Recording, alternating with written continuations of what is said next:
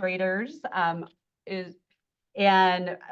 Jessica Vavris, and I am the Executive Director of the Association of Educational Service Districts, the network of 9 ESDs. You'll meet many of our team today. You already know probably many of our team. We know this is a busy time for all of you, so thank you for carving out the time in the middle of your Monday to learn and grow your craft and share with your colleagues. We're super thrilled. We have so many of you registered. We are recording because sometimes life happens and you're not able to participate, but we're thrilled to say that we have over 148 school districts and private schools, and even some out-of-state leaders joining us today. So super thrilled that you're all leaning into network and learn with us and together. And also just want to shout out to our statewide association partners. So we have team members from OSPI, we have our association partners from WASA, AWSP, we have WASDA also represented, and the Rural Ed Center. So Jim Kolakowski, I think he'll be making an appearance in the audience today, and also our friends and colleagues at WSIPC, our statewide cooperative of the 9 ESDs, are also here. So just thrilled that this is becoming a place to build community of shared learning on this journey of AI together. So Travis, can you share the screen? Are we sharing a screen? So my role is to get us into the purpose of today and today's agenda. So just to reboot, as an AESD network, this series of 3 statewide meetings is meant to build coherence and connections for all of you to learn together, share, network, again, as we collectively navigate the landscape.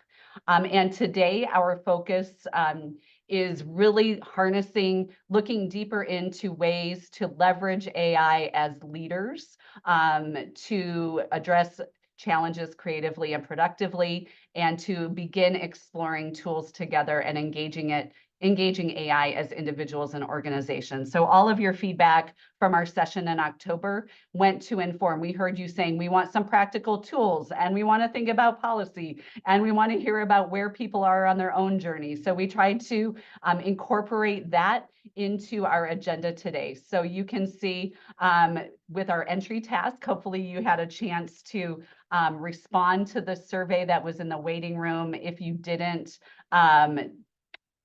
it will be in the chat, or you will be able to see how your colleagues responded as to where they are on the journey.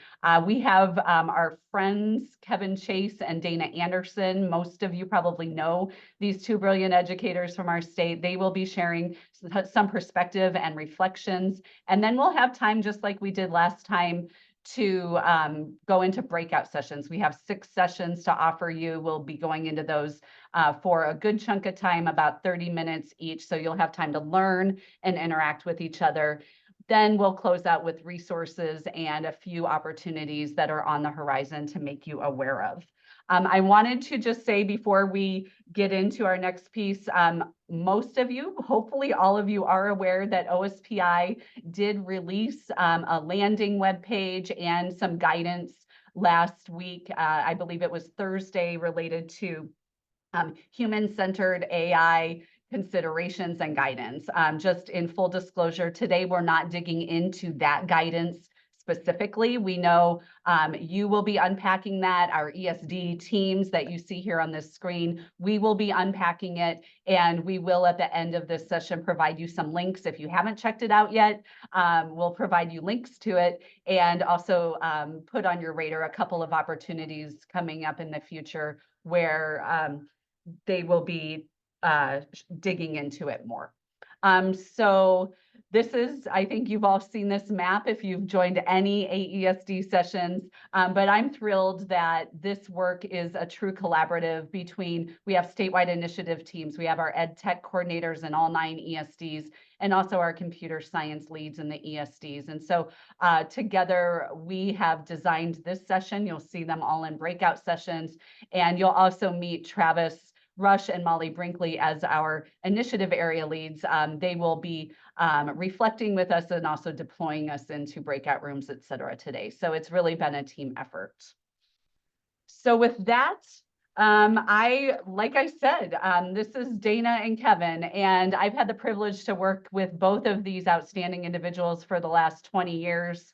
And just really thrilled. If you know either of them, you know that Kevin, both of them were, once we heard the term AI, they were both like on the bandwagon, checking it out, exploring it on their own as the leaders and innovators as that they are. And so Dana used to be the superintendent of ESD 113, the Capital Region area, and Kevin is from and now he's our executive director of the WSIPSI Cooperative of the 9 ESDs.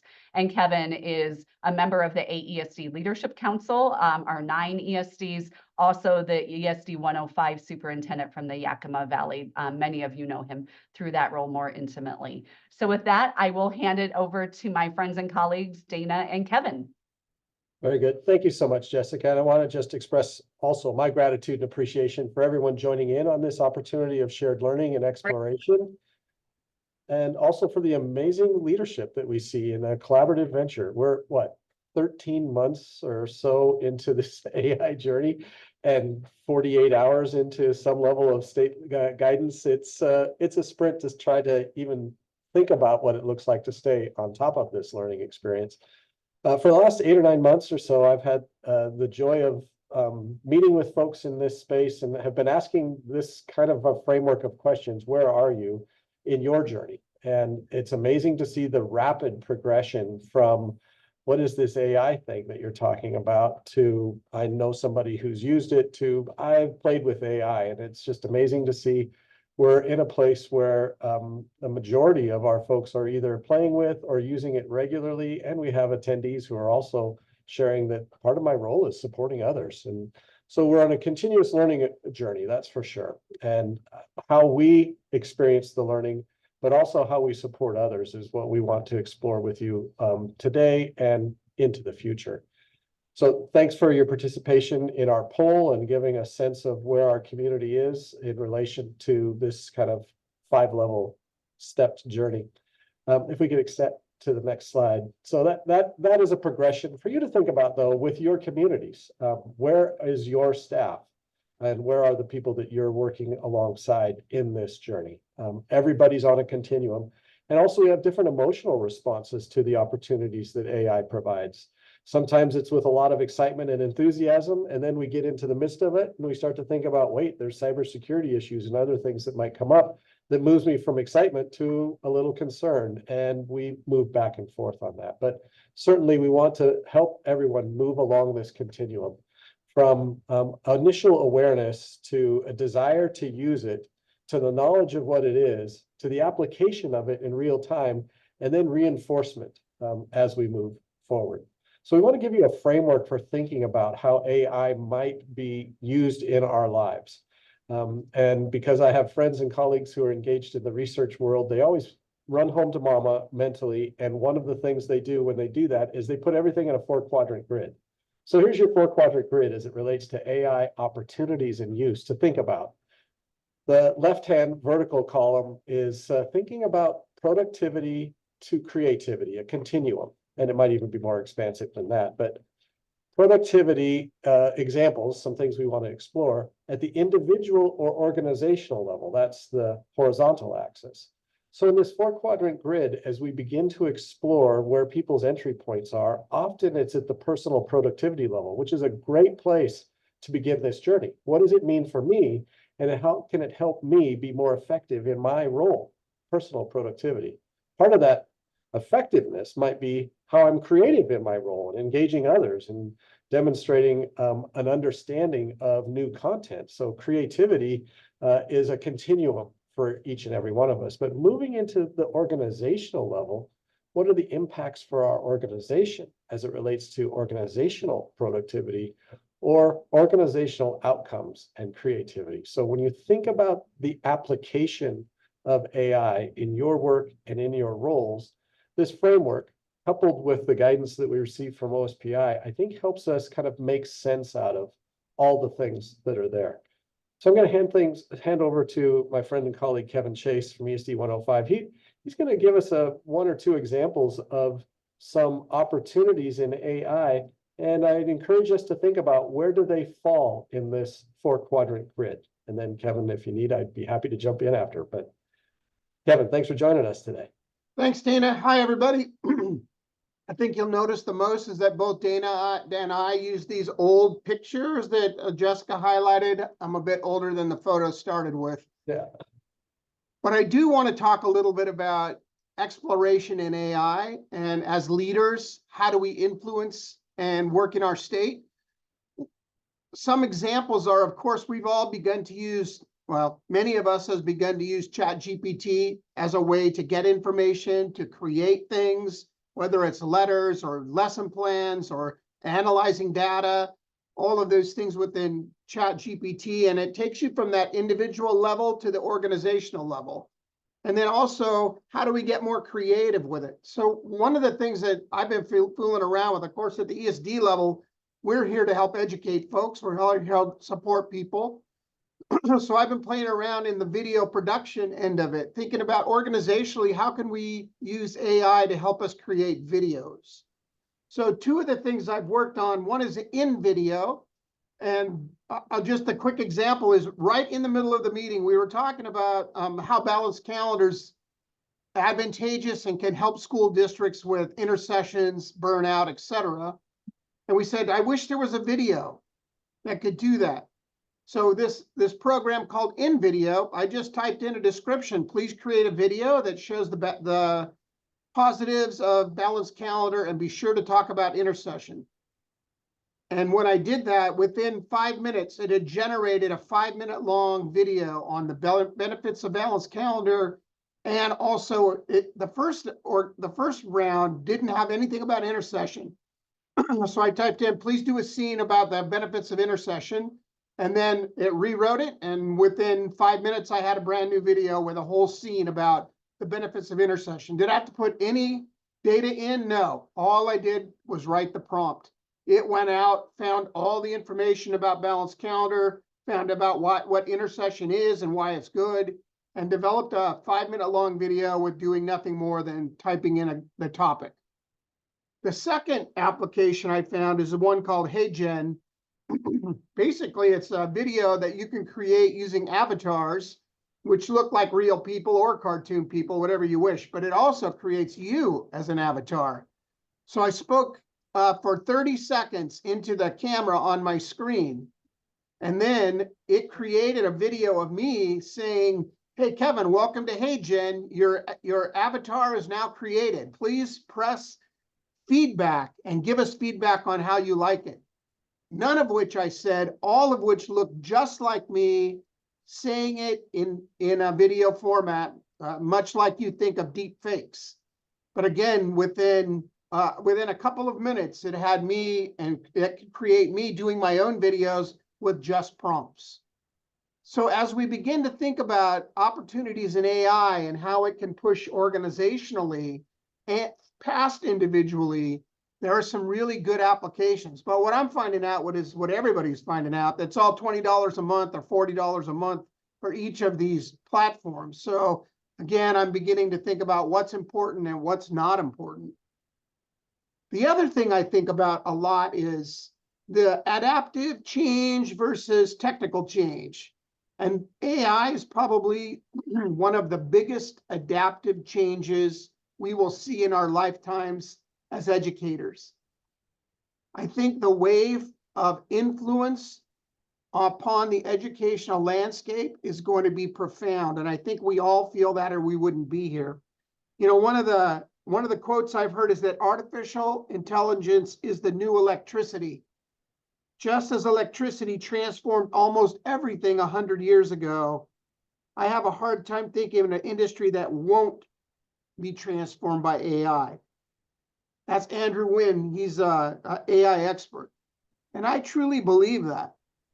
And then also as a leader, I'm thinking about how do we create systems for all of our educators, right? How do we create systems so that everybody in the system has the ability and the expertise to use AI, or at least be thinking about it in the right way. And that takes me back to the olden days of Camborne's model of learning. Like, what is it learners need to learn something? And the first thing he talks about is immersion. We have to be immersed in the content. Must be immersed in the content. So how to create that? I mean, and one of the ways we do that is through the kinds of things we're doing here today. How do we create more immersion for people to be exposed? The second thing is demonstration. Learners need to receive many demonstrations of the content. And then expectations. And here's where the leaders come in. Learners are influenced by expectations, which are very powerful shapers of behavior. And so I do really appreciate the fact that OSPI is coming out as quickly as they can and getting ahead of it. I know that Chris has said to me and many others, we want Washington State to be at the forefront of AI use in education. That is helpful. That moves everyone's expectations forward. We all need to have that same conversation with the people we work with. Also, learners need to make their own decisions about when and how to use AI, because everybody sees it differently. So there's a responsibility on their part to think about, how can I use it? What do I need to use it for? And again, use. They need time and opportunity to play with it. So I appreciate the fact that at the first part of that graph said most of us are playing with it, which is good, right? We need to use it. We need to play with it. We need to figure it out. We can't be afraid. Also, approximation, which means try it, right? Try it out. Learners must be free to approximate during study and are essential for learning to occur. In other words, we're going to try and fail, much like we are all now trying to write prompts that are more effective every time. We're not going to do well, but we have to try. Approximate. And then the very last thing is learners must have a response, which means they need to receive relevant, appropriate, timely feedback, which is why we're creating this group of people, why we're creating these breakout groups, why we're creating partners in learning about AI. And so with those things in mind, I really do think it's important that we all together influence what's happening in this state. We need to be sure that we set the expectation that we are using it and we will move forward. We need to create some opportunities for demonstration and immersion for staff across this state, across this country. And then we also need to use and feedback. We let them practice, try, and then give feedback to each other. Like, oh, that went well. Hey, I tried this. How did you do? What went with there? Honestly, that's what I'm thinking about when I think about AI opportunities. How do we move this forward? It's not something that we can ignore. We have to get into it quickly. It's growing. Last 2 points. I hope you watch if you haven't seen The Social Dilemma, it's a show about the impacts of social media on the country and across the society in general. There's a new one out called The AI Dilemma, written by the same folks that are telling us about AI and how important it is, but also the kinds of opportunities that it could create that could be problematic. So if you haven't seen The AI Dilemma, watch that, which I think is most important. They say, if we could have engineered social media before social media became what it is today, if we could have set and organized it and regulated it in a way that it didn't just continually, now just took over everybody's lives. If you had the opportunity to go back and re-engineer it, what would you do? And their point is, we now have that opportunity to engineer AI. And I think that's also what we need to think about. How do we, if we can design it, we'll stay out of the problems that social media gave it. So I'll stop there, and I do appreciate you all. Let's kick it. I know the breakout sessions are the best. All right, thanks, Kevin and Dana, for helping us get started. On your screen now, you're going to see the breakout sessions that we have open. there's a box down at the bottom of your screen called breakout rooms, and you can choose which room you want to jump into to continue have conversation and collaboration, continue to network around these various topics. So you can click on the breakout room and go ahead and join that session. Each of the sessions will be using a Padlet for collaboration. I've added the link to that into the chat so that you can jump over into that collaboration document and share out your resources as well. So go ahead and click breakout rooms at the bottom and join the session that appeals to you most. We'll be in the session until 12:50. We'll jump back and then join a second session.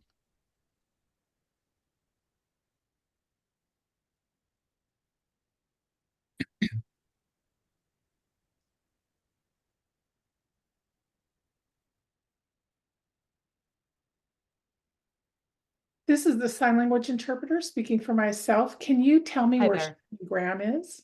I think Shannon is still in the main session, and Shayna, can you give Shannon permission to pin her interpreter? Okay. Shayna should take care of that for you. Here Apologies. she is. She says Okay. hi. Okay, wonderful. All I can- right. Thank Okay. you. Shannon says there's too many windows open. I can't see the interpreters, and I have been trying to reach you to let you know that. So I'm sorry, I've been a little set off here to the side. So can you show me the thing about the breakout rooms again? I previously pinned the interpreter, and then I lost that. I lost the ability to pin the interpreters. So that isn't working.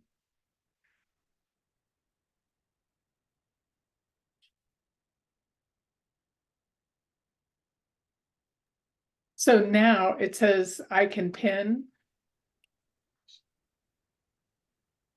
Oh, so you just gave me permission. Okay, great. Let me check that out.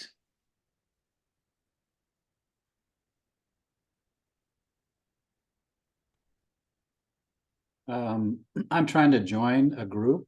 How do I do that? Or anybody that could throw something up?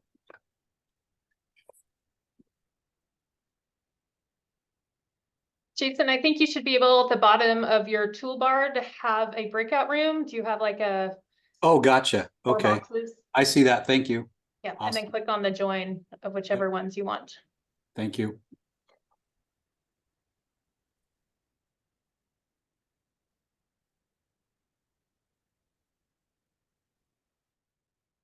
Shannon's giving the interpreter some instructions. Just a moment.